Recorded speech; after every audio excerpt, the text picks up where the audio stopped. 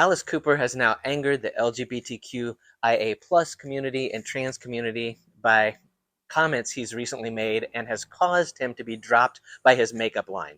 Now, the irony is not lost on me that a guy who started his career dressing as a woman still performs under a woman's name and wears makeup and has a makeup line is in trouble for making transphobic comments.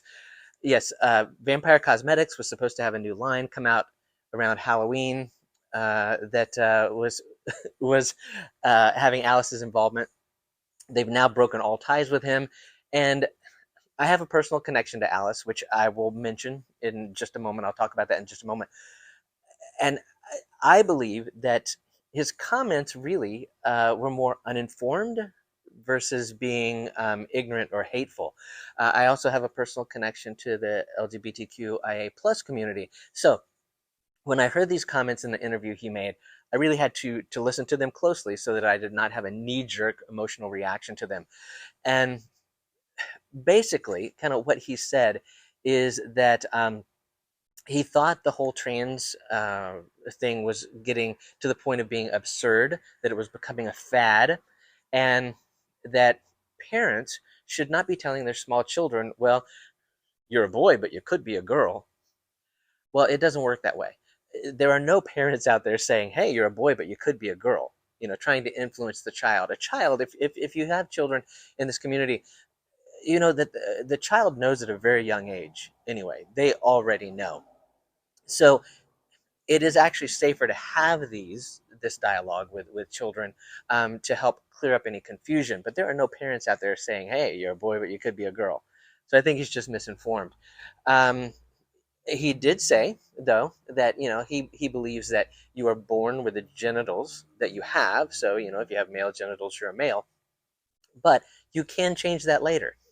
So he's not saying he's against trans or transitioning or anything like that.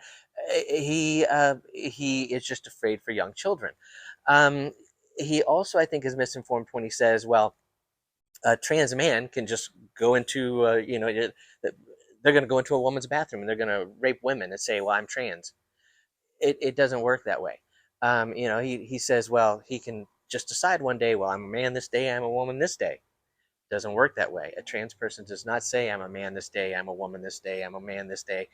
It there is no flip flop back and forth. And if a man wants to go into a woman's restroom and rape them, they're going to.